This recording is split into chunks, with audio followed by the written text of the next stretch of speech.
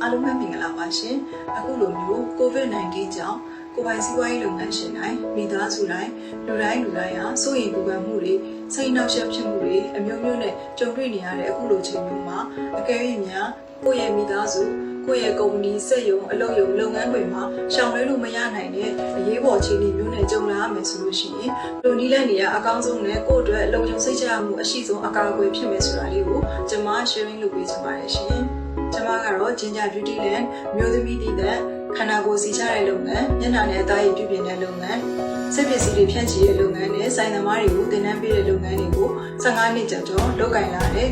Founder and Owner ဆွေမြတ်ဟိတီဖြစ်ပါတယ်ရှင်အခုလိုမျိုး COVID-19 နဲ့မိသားစုတိုင်းကိုယ်ပိုင်စီးပွားရေးလုပ်ငန်းရှင်တိုင်းဟာစီးပွားရေးတွေမကောင်းအလုပ်တွေမကောင်းဖြစ်နေတဲ့အချိန်မှာအရေးပေါ်အခြေအနေမျိုးငွေကြေးခက်ခဲကြက်တဲတဲ့အခြေအနေမျိုးကိုရုတ်တရက်ရင်ဆိုင်ရတဲ့အခါမှာဘယ်လိုနည်းလမ်းတွေနဲ့ဖြေရှင်းလို့ရမလဲဆိုတော့အဲဒီမှာငွေချေးမလားဒါမှမဟုတ်ရင်ကိုစုထားတဲ့ငွေကြေးဥစ္စာတွေထုတ်သုံးမလားဒါမှမဟုတ်ရင်ရင်းနှီးတဲ့အသိမိတ်ဆွေတွေမှာအကူအညီတောင်းပြီးတော့ငွေသွားချေးမလားဒါမှမဟုတ်ရင်ကိုရှိတဲ့လက်ဝတ်လက်စားတွေရွှေစားတွေထုတ်ခွဲပြီးတော့ဖြည့်ရှင်းမလားဆိုတော့ဖြည့်ရှင်းလို့ရတဲ့အခြေအနေရှိတယ်ဖြည့်ရှင်းလို့မရနိုင်တဲ့ငွေကုန်ကြေးကျမှုမျိုးနဲ့ကြုံလာတဲ့အခြေအနေတွေရှိပါတယ်အကယ်၍များကိုဖြည့်ရှင်းလို့ရတဲ့အခြေအနေဖြစ်နေတယ်ဆိုတော့အကြောင်းမဟုတ်ပါဘူးအကယ်၍ကိုမိသားစုမှာဒါမှမဟုတ်ကိုရဲ့လုပ်ငန်းခွင်တွေပဲမှာဖြစ်နေတဲ့အရေးပေါ်ပြဿနာကြီးမားတဲ့ငွေကြေးပြဿနာမျိုးကြုံလာပြီဆိုလို့ရှိရင်ကိုအတွက်က challenge အများကြီးစိတ်ပီစီမှုတွေအများကြီးကြုံလာရနိုင်ပါတယ်အဲ့ဒီလိုမျိုးအရန်ကိုခက်ခဲကြက်တဲတဲ့အခြေအနေမျိုးကိုရင်ဆိုင်ဖြေရှင်းနိုင်မယ်အကောင်းဆုံးနည်းလမ်းကတော့ကိုယ့်ရဲ့မိသားစုနဲ့ကိုယ့်ရဲ့စီးပွားရေးလုပ်ငန်းခွင်မှာကြားရောက်လာနိုင်တဲ့ပြဿနာတွေကိုအကောင်းဆုံးရင်ဆိုင်ကျော်လွှားနိုင်မယ်အကောင်းဆုံးနည်းလမ်းကတော့ပညာရေးအသက်အာမခံနဲ့ကျန်းမာရေးအာမခံထားရှိလိုက်ခြင်းပဲဖြစ်ပါတယ်ပညာရေးအသက်အာမခံဆိုတာကိုယ်မှာရှောင်လွှဲလို့မရနိုင်တဲ့အရေးပေါ်အခြေအနေမျိုးနဲ့ကြုံလာပြီဆိုလို့ရှိရင်ကိုယ့်မိသားစုနဲ့ကိုယ့်အမိကိုနေတဲ့သားသမီးလေးတွေတောင်းရင်ပညာရေးအတွက်လုံခြုံစိတ်ချမှုအရှိဆုံးအကောင်းဆုံးအကာအကွယ်ဖြစ်စေတဲ့ငွေစုနည်းပဲဖြစ်ပါတယ်ရှင်ငွေစုနည်းလို့ပြောလိုက်လို့ရှိရင်ဗမာငွေစုတာနဲ့အာမခံအကာအကွယ်နဲ့ငွေစုတာပါကွာလဲဆိုတာလေးကိုကျွန်မ sharing လုပ်ပေးချင်ပါတယ်ဗမာငွေစုတာကျတော့ဥပမာကိုကသိန်း100လို့ကျွန်တော်ငွေစုရဲဆိုတော့တစ်လကို3သိန်းပုံမှန်စုသွားတယ်ပုံမှန်စုသွားရင်လည်းကျွန်မဒ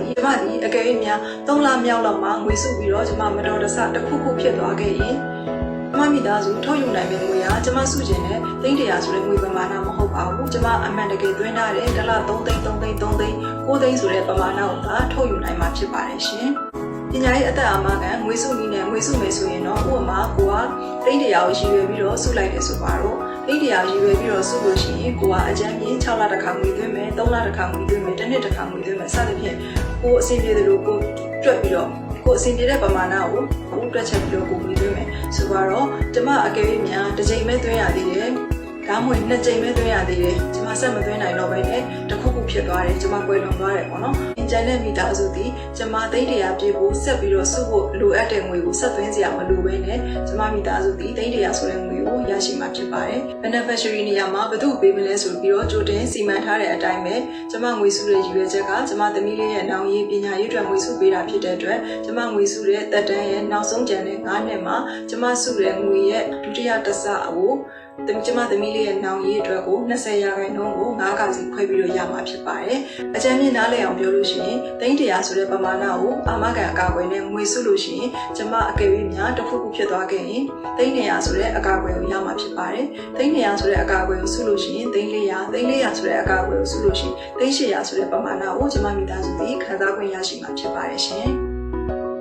အဲ့ဒီမှာထပ်ပြီးတော့ပြောပြပေးချင်တာအခုလိုမျိုးကိုဗစ်ကူးစက်နှုန်းတွေအရန်များပြီးတော့အရန်စိတ်ပူစရာကောင်းနေတဲ့အရန်စိုးရိမ်နေရတဲ့အခြေအနေမျိုးမှာကိုဗစ် positive နဲ့မြန်ကျမဒီကွယ်လွန်သွားခဲ့သည်ရှိတော့အာမခံကုမ္ပဏီက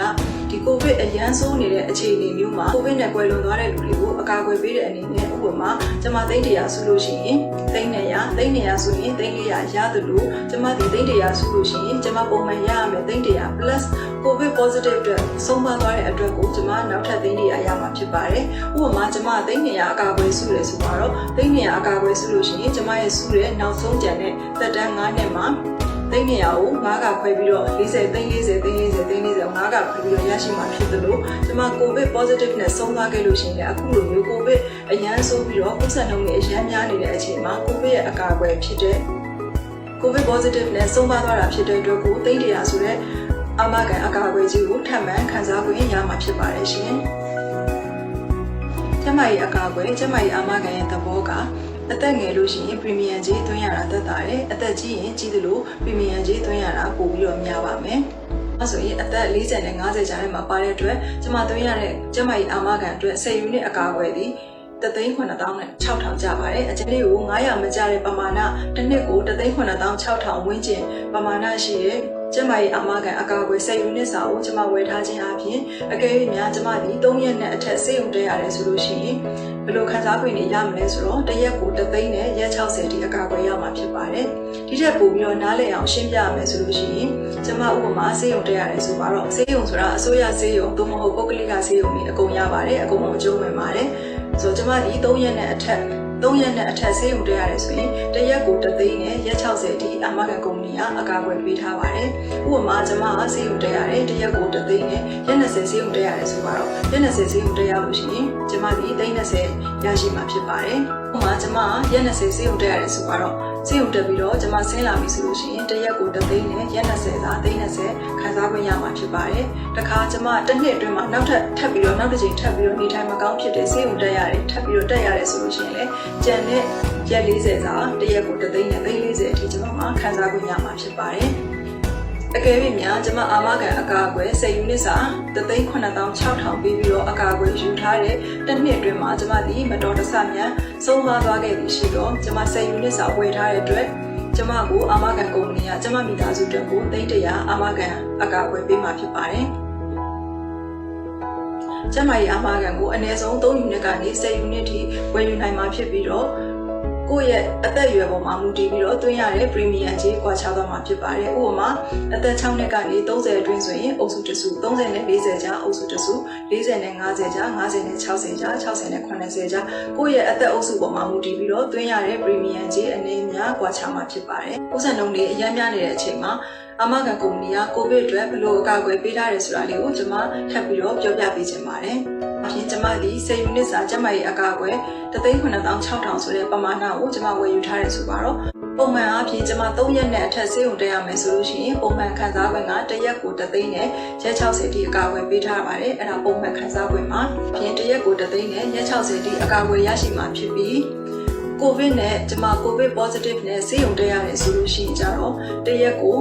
3,200,000နဲ့21ရက်တိအပိုအကာအကွယ်ပေးထားပါတယ်။တစ်ရက်ကို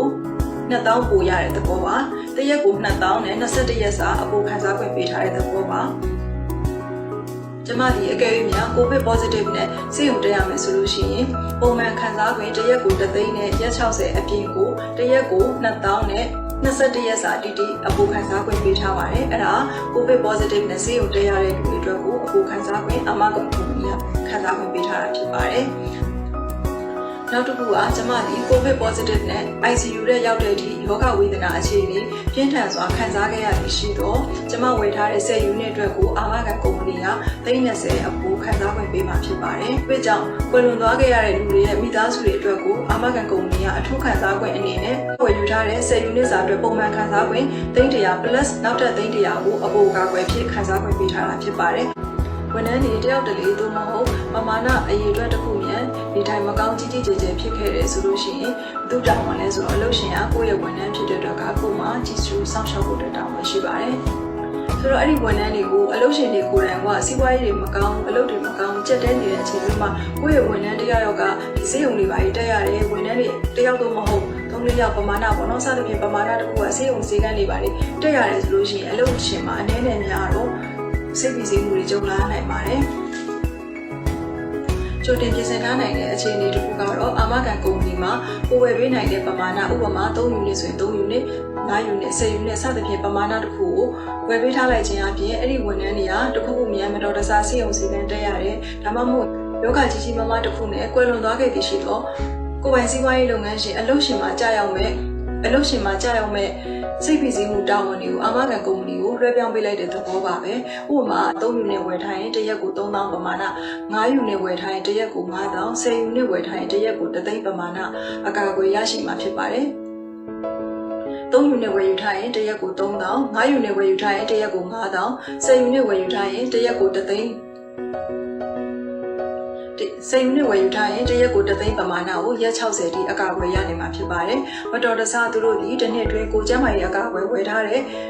တစ်နှစ်အတွင်းမှာမတော်တဆမြန်ယောဂကြီးတစ်ခုခုနဲ့ဆုံးပါသွားခဲ့သည်ရှိတော့လေ3ယူနစ်ဝယ်ထားရင်330 5ယူနစ်ဝယ်ထားရင်350 10ယူနစ်ဝယ်ထားရင်300ဆိုတဲ့ပမာဏကိုသူမိသားစုတွေခံစား권ရရှိမှာဖြစ်ပါတယ်ကိုယ့်ရဲ့ကုမ္ပဏီဒါမှမဟုတ်စက်ရုံလုပ်ရုံကိုယ့်ရဲ့စီးပွားရေးလုပ်ငန်းခွင်မှာကိုယ်ဝန်ထမ်းတရားရောက်တာရုပ်တရက်မြန်တစ်ခုခုဖြစ်တယ်ဆိုလို့ရှိရင်ကျမတို့အလုပ်ရှင်တွေကဒီဝန်ထမ်းကိုကျန်းမာရေးအာမခံအကာအကွယ်သာမထားပေးထားဘူးဆိုရင်ကျမတို့မှလည်းစီးပွားရေးကြက်တဲနေတဲ့အချိန်မှာဝန်ထမ်းကလည်းစေးဝင်ပိုင်းတက်ရမယ်အဲ့ခါကျရင်ကျမတို့ကသူတို့ကိုဘယ်လောက်ထိထောက်ပံ့ပေးနိုင်မှာလဲကျမတို့ထောက်ပံ့ပေးနိုင်ရင်အလုံးစုံပမာဏတစ်ခုပမာဏသေးသေးလေးပမာဏတစ်ခုပဲကျမတို့အလုပ်မကောင်းနေတဲ့အချိန်ဖြစ်တဲ့တို့ကိုထောက်ပံ့ပေးနိုင်မှာမတော်တဆမြန်ကျမတို့အဲ့မတော်တဆမြန်အဲ့ဒီဝန်ထမ်းကဆုံးမသွားခဲ့လို့ရှိရင်လည်းကျမတို့ပေးနိုင်တဲ့ထောက်ပံ့ခြင်းတွေအဲ့ဒီကိုယ့်စီမှာအလုပ်လုပ်နေတဲ့ဝန်ထမ်းတယောက်သာဆုံးမသွားခဲ့တယ်ကိုယ်စီမှာလုံလုံနေတဲ့ဝန်ထမ်းတရားတော့ဒါကျမတို့အလုပ်မကောင်းနေတဲ့အချိန်ကျမတို့ဘလို့မအောင်အခုချိန်မှာအရန်ချင်းတဲ့ချက်တိုင်းနဲ့ရုံးကန်ကြားကန်ပြီးတော့ရက်တည်နေရတဲ့အချိန်မျိုးမှာကိုယ့်ရဲ့ဝန်ထမ်းတရားတော့ကမရည်ရွယ်ပဲနဲ့မထင်မမျှော်လင့်ပဲနဲ့ကိုယ့်ရဲ့ဝန်ထမ်းတရားတော့ကမမျှော်လင့်ပဲနဲ့ရုပ်တရက်ဆုံးမသွားခဲ့တယ်ဆိုလို့ရှိရင်ကျမတို့ကဘလောက်အတိုင်းတာကျမတို့ကဘလောက်ငွေကြေးအတိုင်းတာကျမတို့ရဲ့ဝန်ထမ်းကျမတို့ရဲ့ဝန်ထမ်းရဲ့ကြံခဲ့တဲ့မိသားစုတွေကိုထောက်ပံ့နိုင်မလဲအရန်ချမ်းသာအရန်ပြည့်စုံပြီးတော့အရန်ကိုစီးပွားရေးတောင့်တင်းတဲ့လုပ်ငန်းရှင်တွေအကြီးတွေဆိုလို့ရှိရင်တော့ဖြစ်နိုင်ပါတယ်သူတို့စီးပွားရေးလုပ်ငန်းရှင်အကြီးတွေဆိုလို့ရှိရင်တော့သူတို့ထိုက်တဲ့ပမာဏကြီးကြီးကျယ်ကျယ်တခုခုကိုအဲ့ဒီဝန်ထမ်းရဲ့မိသားစုတွေကိုပေးကမ်းထောက်ပံ့နိုင်မှာမှန်ပေမဲ့ကျမတို့ပုံမှန်လုပ်ငန်းရှင်တွေအနေထားအခုလိုမျိုးအရန်ကြားကန်ပြီးတော့တောင့်ခံနေရတဲ့အနေထားမှာကိုယ့်ကိုမိခိုနေတဲ့ဝန်ထမ်းတွေစေုံနေပါတက်ရတာဒါမှမဟုတ်ရင်ဆုံးမသွားခဲ့တာဆိုလို့ရှိရင်ကျမတို့ပေးနိုင်တဲ့အကာအကွယ်ဟာရှင်းရှင်းပြောလို့ရှိရင်ဒီ3သိန်း5သိန်း10သိန်းဆိုတဲ့ပမာဏအဲ့ထက်ကိုပို့ဖို့ဆိုတာတော်တော်လေးကိုခဲရင်ပါတယ်အရန်ချမ်းသာပြီးတော့အလုပ်တွေအရန်ကောင်းနေတဲ့စီးပွားရေးလုပ်ငန်းရှင်အကြီးတချို့လောက်ကလွဲလို့ရှိရင်ပုံမှန်ကျမတို့လိုစီးပွားရေးလုပ်ငန်းရှင်တွေအနေထားပုံမှန်အနေထားနဲ့တောင့်ခံပြီးတော့မနေ့တောင့်ခံပြီးတော့ရုန်းကန်နေရတဲ့ကိုပိုင်စီးပွားရေးလုပ်ငန်းရှင်တွေအတွက်ကအများကြီးကို challenge ဖြစ်ပါတယ်ဆိုတော့ကျမတို့ထားပေးလိုက်ရတဲ့ပမာဏအား3000ဆိုတဲ့ပမာဏတစ်နှစ်လုံးမှာ3300ဆိုတဲ့ပမာဏတစ်နှစ်လုံးမှာ5500ဆိုတဲ့ပမာဏတစ်နှစ်လုံးမှာ31000ဆိုတဲ့ပမာဏဟာကျမတို့အတွက်ကဘာမှမဖြစ်သွားပေမဲ့တခုခုမြန်သာဖြစ်ခဲ့လို့ရှိရင်ကျမတို့ရဲ့ဝန်ထမ်းတွေရဲ့စေယုံစရိတ်ကျမတို့ဝန်ထမ်းတွေကွယ်လွန်သွားခဲ့တဲ့ကျမတို့ဝန်ထမ်းတွေရဲ့စေယုံစရိတ်သူတို့မတော်တဆဆုံးပါသွားခဲ့လို့ရှိရင်အဲဒါတွေအတွက်ကိုအာမခံကုမ္ပဏီတွေကပေးမဲ့ခံစား권ပမာဏအများကြီးကိုကျမတို့ပေးနိုင်တဲ့ပမာဏကျမတို့ထောက်ပံ့နိုင်တဲ့ပမာဏထက်ကိုအများကြီးပုံများတဲ့အတွက်ကကိုယ့်ရဲ့ဝန်ထမ်းအတွက်လည်းစိတ်လုံးကြုံမှုတွေအများကြီးရသလိုသူတခုခုဖြစ်ခဲ့လို့ရှိရင်လည်းသူ့မိသားစုဒီအလုပ်ရှင်ကအများကြီးအကာအကွယ်ပေးထားမှအောင်သူယုံကြည်သွားတဲ့အတွက်ကိုကျမတို့အတွက်ကိုလည်းသူတို့ဒီအများကြီးအကျိုးပြုပြီးတော့အလုပ်တွေလည်းအများကြီးတွဲလို့ရပါတယ်သူတို့အတွက်ကိုယ့်ရဲ့ဝန်ထမ်းရဲ့နောင်ရေးကိုဝန်ထမ်းရဲ့မိသားစုတွေအတွက်နောင်ရေးကိုလည်းကိုရီးယားအများကြီးကိုစောင့်ရှောက်ပေးနိုင်တဲ့အခွင့်အရေးတွေရရှိပါတယ်ဒီအာမခံကုမ္ပဏီမှာအာမခံတွေကျမကြီးအာမခံတွေပညာရေးအသက်အာမခံတွေထားရှိခြင်းအပြင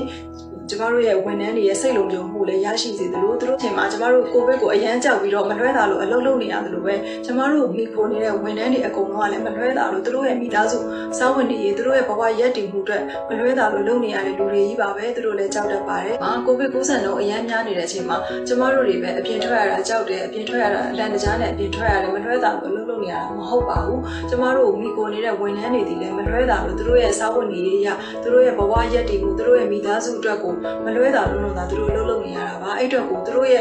တို့ရုပ်တရက်နဲ့နေတိုင်းမကောင်းဖြစ်လို့အတွက်စေယုံစေကန်းတွေတက်ရမယ်ဆိုတဲ့အခြေအနေမျိုးသူတို့ရုပ်တရက်တိတ်ပါသွားခဲ့ရင်ဆိုတဲ့အခြေအနေမျိုးတီကိုကိုယ့်ရဲ့အလုပ်ရှင်ဒီအမျှော်မြင်ရှိနဲ့ပြင်ဆင်ပေးထားနိုင်မယ်ဆိုလို့ရှိရင်ကျမတို့ရဲ့ဝန်ထမ်းတွေကလည်းသူတို့ရဲ့အနာဂတ်အတွက်ကအများကြီးစိတ်လုံခြုံမှုရရှိတယ်လို့ဒီကိုယ့်ရဲ့အလုပ်ရှင်ကိုလည်းအများကြီးကျေးဇူးတွေတင်ပြီးတော